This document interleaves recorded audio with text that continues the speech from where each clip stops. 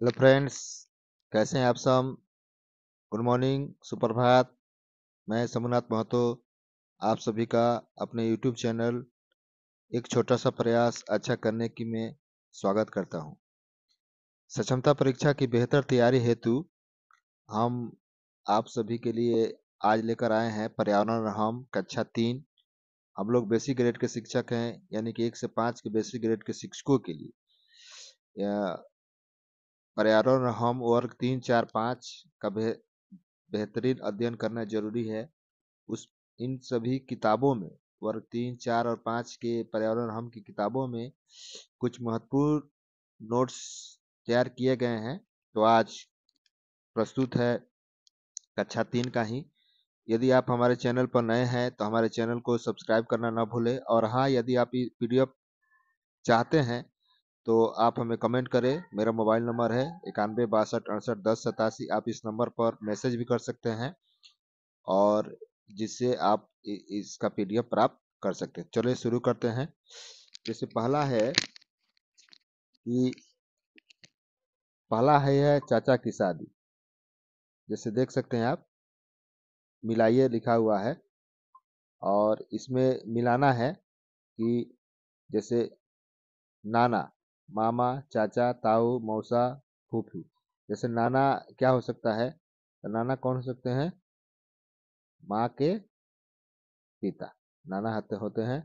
मामा, माँ का भाई। और उसके बाद है चाची। चाची चाची हो सकता है चाचा की पत्नी। और ताऊ, ताऊ यानी कि पिता के बड़े भाई। मौसी यानी कि इस तरह से मिलान करनी है। और इसके बाद है अगला दूसरा पॉइंट है कि जैसे माँ, अपने मामा का बेटा अपनी माँ का भतीजा लगेगा। इसके बाद है आपकी फुआ की बेटी आपके पिताजी के भगिनी लगेगी। शादी विवाह पर्व त्योहार इत्यादि मौके पर घर के सभी लोग इकट्ठा होते हैं। इस कविता में मामा मामी, नाना नानी, फूफा फूफी, मौसा मौसी रिश्तों का नाम आया हुआ है।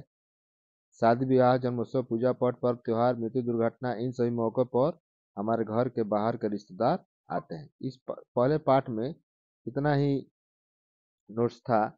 और इसके बाद दूसरे पाठ पर चलते हैं हम लोग। जैसे हमारा परिवार हमारा परिवार है काम। जैसे बहुत सारे घर के काम होते हैं। पानी भरना, घर की सफाई करना, खाना बनाना, बाजार सामान खरीदना।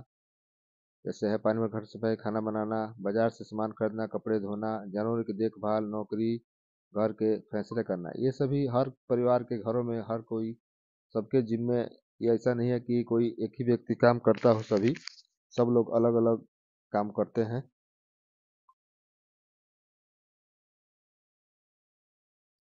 तो इससे है इसके बाद हम लोग चलते हैं अध्याय 3 में।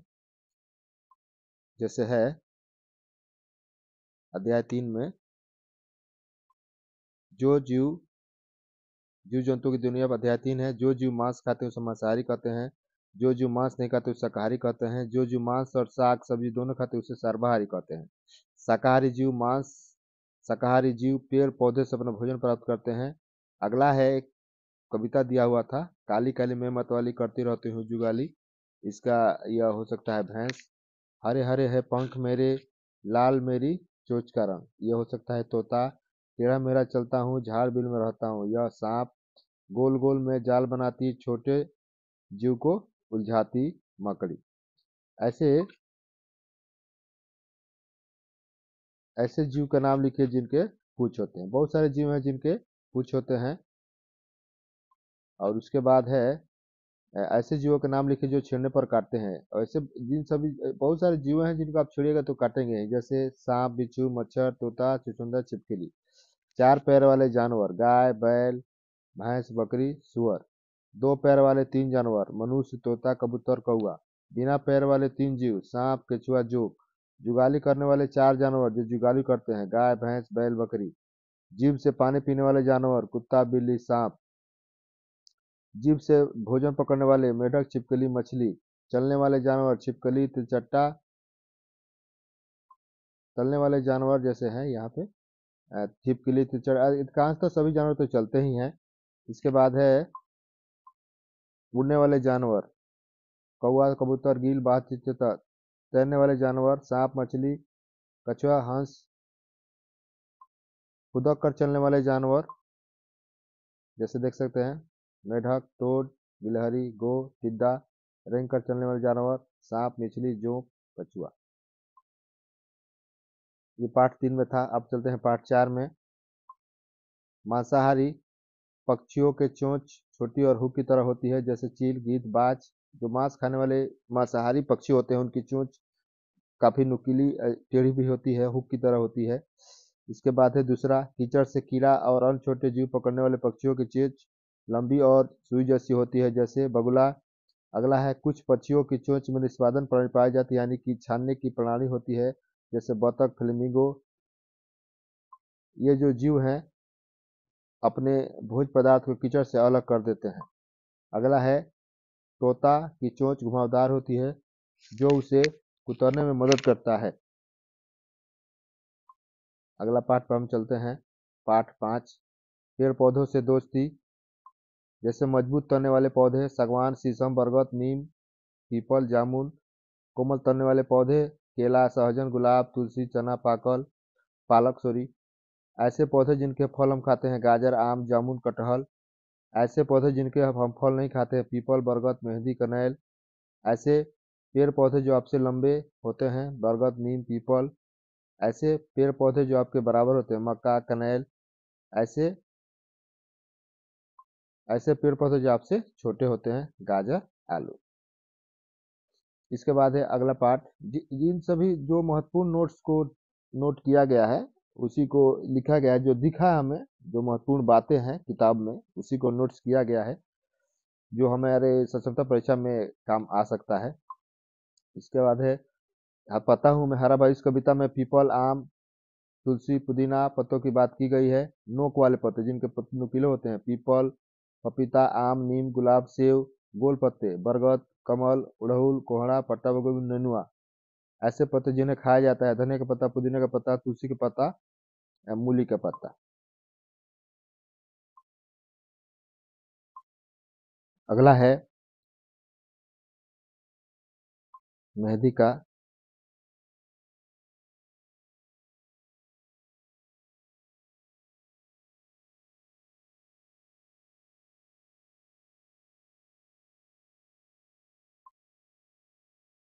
अगला है मेहंदी का पत्ता।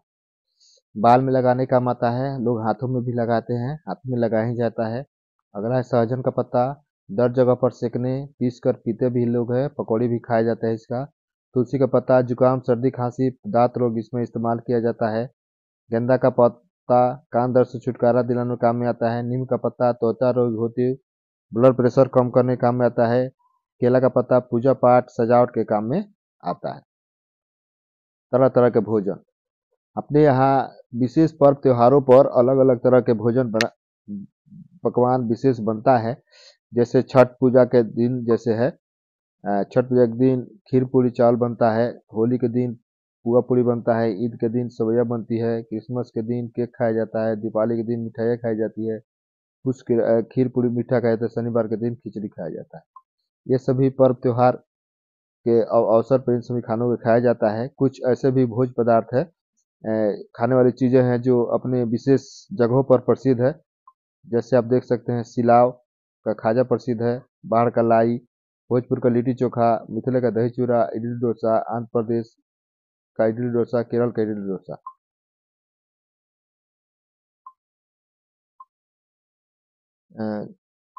जीव जंतु से भी मिलते हैं। जैसे कुछ जीव जंतु हैं, जैसे जिन जंतुओं से हमें मिलता है, जैसे मुर्गी से अंडा मिलता है, मांस मिलता है। जैसे गाय भैंस है उससे दूध मिलता है, दूध से दही बनता है। पेड़ पौधे भी है, जैसे केला, पेड़ पौधों से हमें केला, गाजर, फूल गोभी, अनारस, आलू, बहुत सारा चीज प्राप्त होता है। ऐसे पेड़ पौधे जिनका भाग हम खाते हैं, जैसे खाने वाली चीजें पेड़ पौधा का नाम, जैसे फल आम अमरूद से प्राप्त होता है, फूल नेनुआ अगस्त इस सब से प्राप्त होता है, पत्तियों पालक से पत्तियां प्राप्त होता है, मूली जिसका हम जड़ भाग खाते हैं, तना धनिया आलू का हम लोग तना खाते हैं। किस चीज से क्या बनता है, जैसे चना से सब्जी बनता है, मक्का की रोटी बनता है, चावल का खीर बनता है, गेहूं का रोटी बनता है। अगला पाठ, कुछ कच्चा कुछ पका हुआ। 6 माह से छोटा बच्चा सिर्फ दूध पीता है, वह अनाज नहीं खाता। अगला है कि बड़े बच्चे जवान बूढ़े सभी अनाज खाते हैं। बूढ़े कड़ा चीज नहीं खाते हैं। बूढ़े लोग जो होते हैं वो लोग कड़ा चीज जैसे भुजा वगैरह ये सब या गन्ना ये सब नहीं खाते हैं। कच्ची खाने वाली चीजें जैसे मूली प्याज गाजर मिश्रीकंद चुकंदर शकरकंद यह सब कच्ची खाई जाती है। पकी हुई चीजें जैसे चावल आटा दाल सब्जी चना मैदा इन सभी को हम लोग पका करके ही खाते हैं।